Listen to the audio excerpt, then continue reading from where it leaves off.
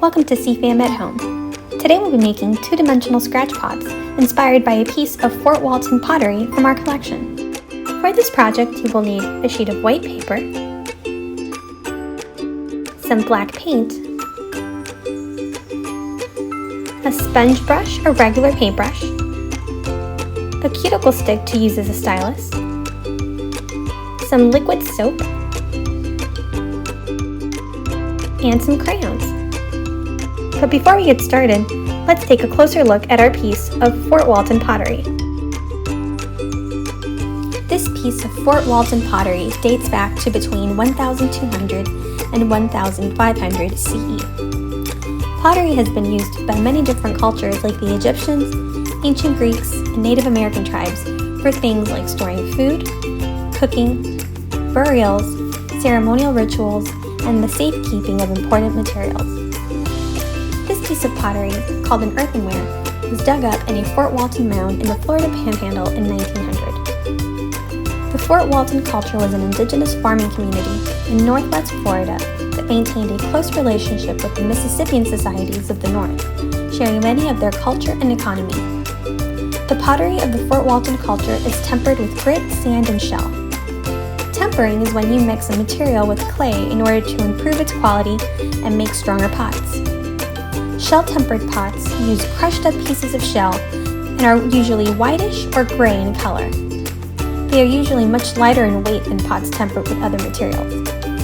Grit and sand-tempered pots were more common than shell in the Fort Walton culture and have a grainier texture. To decorate the pots, the clay was either hand-coiled into different forms, used a sharpened stylus to carve a pattern, or used fibers such as horsehair to make designs. Proximity to other communities or regions usually had an effect on pottery production and provide useful clues to better understanding social interactions and practices of ancient indigenous cultures today. Now that we've learned that pottery served many different uses and had many different styles, textures, and designs, let's make our own. How will the way that you use your pot determine its design? What does your form of decorative pattern tell us about your culture?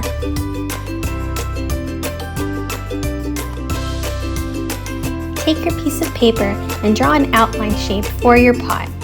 You can make it a bowl or a taller globe pot with a collar.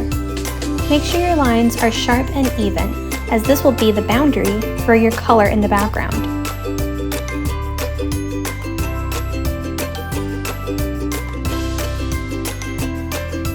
Take your crayons and color in your drawing, pushing down really firmly on the crayon to make sure you don't have any white gaps showing. If you have any old used crayons at home, even broken ones, I would recommend using those first, as you will wear them down quite a bit during this project. You can either use a single color or many different patches of color, like I'm doing. It doesn't really matter which direction or shape you color your pot. I'm doing a bunch of random zigzags, because you're going to paint it in black, and you're going to be scratching away the black to reveal colors.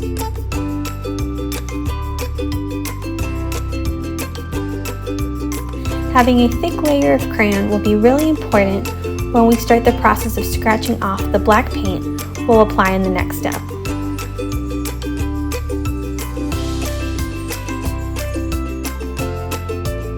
Take your paint and your liquid soap and put in a couple of pumps, about a tablespoon.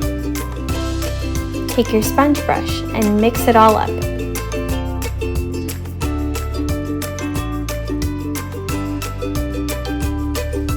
Take your brush and apply the paint to your pot in even strokes. You want to make sure it's thick enough to cover all the crayon, but not so thick that it'll take either too long to dry or will be too hard to scratch into, as this will make your lines flaky. You can tidy up your shape like I'm doing, but keep in mind that any part of the paper that doesn't have crayon underneath will not be able to be scratched off. Set aside to dry for 3 to 5 hours. Take the cuticle stick that we're using as a stylus and start scratching a design into the black paint.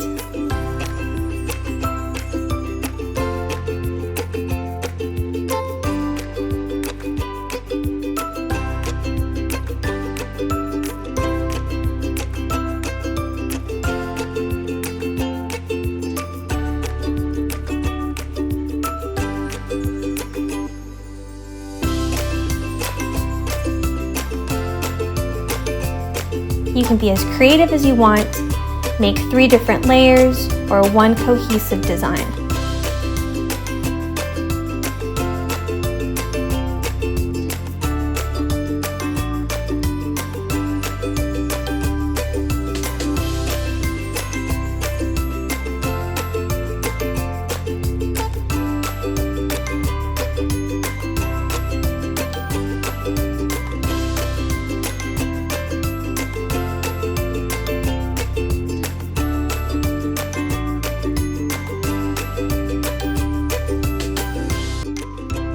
You can scratch lines or large sections to reveal the bright colors underneath.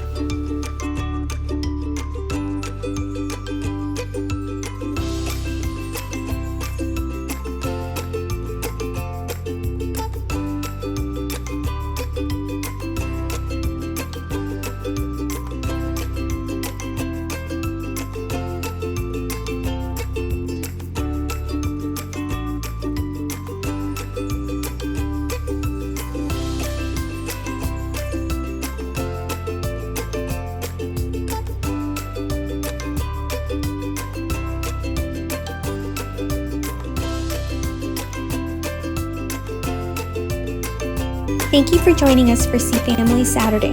See you next time. Don't forget to subscribe to our YouTube channel and click on the notification bell to find out when the next video is loaded.